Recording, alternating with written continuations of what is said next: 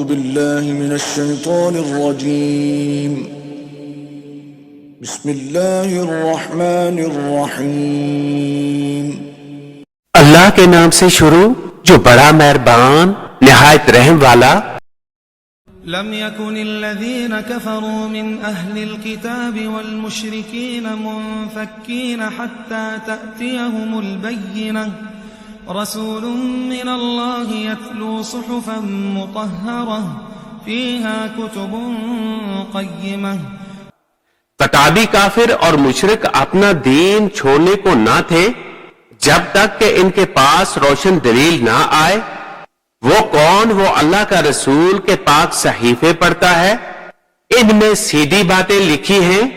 وما تفرق الذين اوتوا الكتاب الا من بعد ما جاءتهم البينة وما امروا الا ليعبدوا الله مخلصين له الدين حنفاء وَيُقِيمُوا الصَّلَاةَ وَيُؤْتُوا الزَّكَاةَ وَذَلِكَ دِينُ الْقَيِّمَةِ۔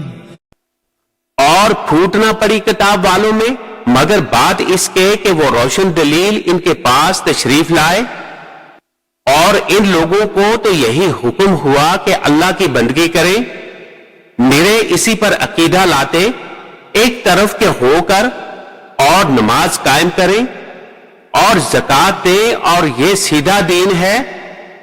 ان الذين كفروا من اهل الكتاب والمشركين في نار جهنم خالدين فيها اولئك هم شر البرية ان الذين آمنوا وعملوا الصالحات اولئك هم خير البرية جزاؤهم عند ربهم جنات عدن تجري من تحتها الأنهار خالدين فيها أبدا رضي الله عنهم ورضوا عنه ذلك لمن خشي ربه۔ بے شک جتنے کافر ہیں کتابی اور مشرک سب جہنم کی آگ میں ہیں، ہمیشہ اس میں رہیں گے، وہی تمام مخلوق میں بدتر ہیں۔ بے شک جو ایمان لائے اور اچھے کام کیے وہی تمام مخلوق میں بہتر ہیں۔ ان کا صلہ ان کے رب کے پاس بسنے کے باغ ہیں جن کے نیچے نہریں بہیں، ان میں ہمیشہ ہمیشہ رہیں، اللہ ان سے راضی اور وہ اس سے راضی، یہ اس کے لیے ہے جو اپنے رب سے ڈرے۔ صدق اللہ العظیم۔